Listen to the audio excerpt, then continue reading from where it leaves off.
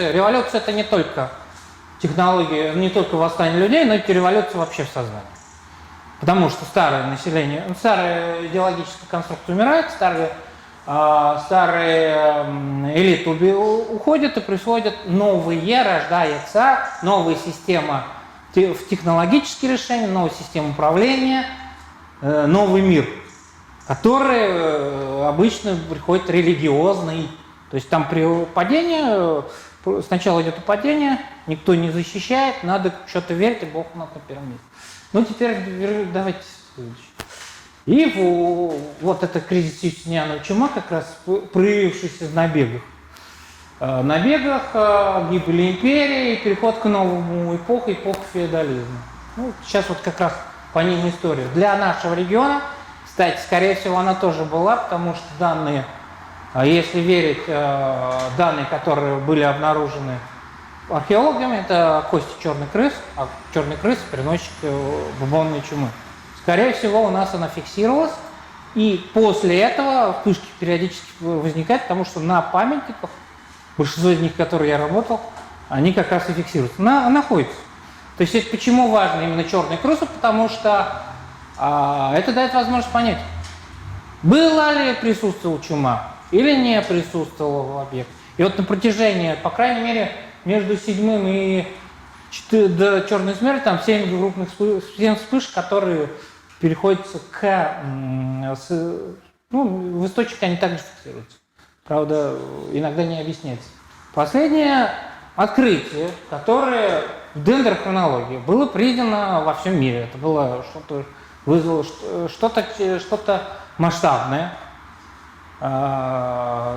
Так же, как введение в исследованиях по болезням ПЦР, метод реакции на остатки генома болезнетворных микроорганизмов, дендрохронологи предложили наш новый метод, то есть определение хронологии. Не то, что он новый, скорее уточняющий. Дендрохронология очень хорошо, она чем хороша? Потому что при ПЦР-тесте там определить конкретный год невозможно. Там разница 110-120 лет. Ну вот здесь она есть, а вот здесь ее нет. Значит, здесь по кольцам они определили. И выяснилось, что в 1974-1975 году произошел какой-то большой выплеск углеродных изотопов, углерод-14 или 10 хлор-36. И, скорее всего, этот факт, событие повлияло на изменение, мутацию вот этих болезнетворных микроорганизмов. Нас интересует, скажу так, 74 год, в X веке была вспышка, она указывала, что погибло государство Бухай на Дальнем Востоке. Нас интересует последнее, 1279 год. Соответственно, что это такое? Вот это этапы малых ледникового периода. И мы видим вот в районе, сейчас скажу, где-то вот она, похолодание началось. И она точно, эта вспышка позволила определить начало изменения климата, холодный период, малохолодный период, продолжавшийся, считается до 19 века, чуть-чуть, скорее всего, он там чуть подальше, потому что был еще год без лета, 1816 год. Соответственно, 1279 год. Это фиксируется в летописях, когда из-за голода, изменения погоды, хан Нагай пошел большим походом на Венгрию. Казанское ханство у нас попадает на минимум Штерера. То есть там произошло то, что вроде бы мы видим 1279. Вот это вот чума, черная смерть, вот она график. В начале 15 века якобы восстанавливается до уровня, а дальше опять падение идет. Это накладывается на то, что в районе 1400 года там идет образование Казанского ханства.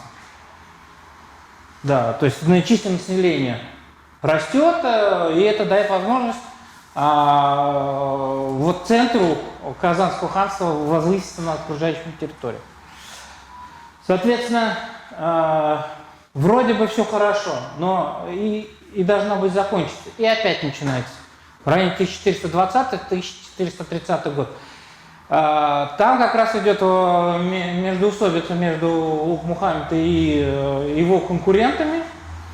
И в 30-е годы Улуг-Мухаммед на фоне того, что там написано в летописи, это очень страшное десятилетие, 1420-1440 год. Плюс сюда еще добавляется эпидемия, ну вот, скажем так, двигается со степей наверх. Историки долго думали, а что же его двигать наверх, почему он все время двигается. А там оказалось очень прозаично. Значит, вот эта лесостепная зона, она, оказывается, начинает двигаться на север. Грозовой фронт уходит на север. Соответственно, то есть лесостепная зона, она очень короткая, и она двигается вслед за грозовыми фронтами. То есть выпадает дождь.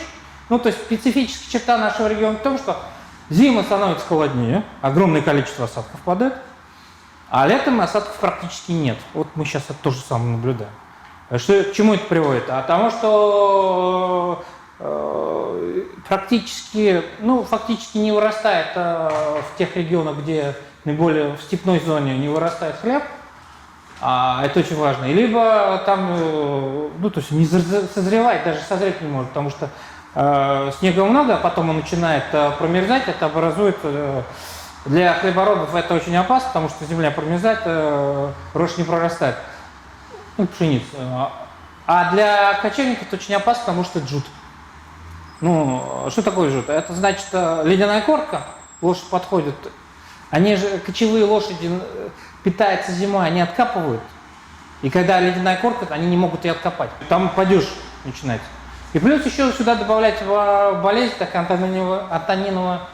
антонинов жар. То есть хлеб некачественно хранится, и когда ближе к весне он начинает, там появляется грибок спорня, который при употреблении начинается жар и все такое. В частности, в 1484 году таким образом очень сильно пострадала Большая Ногайская Орда, там прям зафиксировано. Отсюда в 1484 году там это вот точно фиксируется, я спрашивал у коллег, Крымское ханство начинает, ну, она в районе Крыма и в округе занимает, она начинает двигаться на восток. То есть вместо Большой Орды появляется Крымское ханство. Мною была создана таблица всех крупнейших пышек, и мы с коллегой Фоминым внесли ее в таблицу.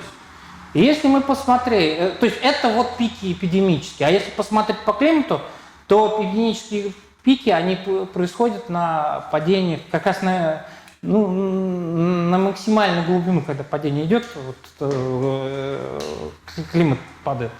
Грубо говоря, и вот происходит так, климат у нас растет, количество эпидемий сокращается. Значит, что нас интересует? Дата 1420 год. Вот первый пункт пошел. В этот год как раз Улуг-Мухаммед начинает свое, ну, его изгоняет из Крыма, и он начинает двигаться. Второй пик. В районе 1437 год. Казанское ханство у нас якобы создает. Третий пик у нас 1520 обострение, московское, казанское обострение. Ну и вот до 1500, минимум до 1540, но там климат еще меняется.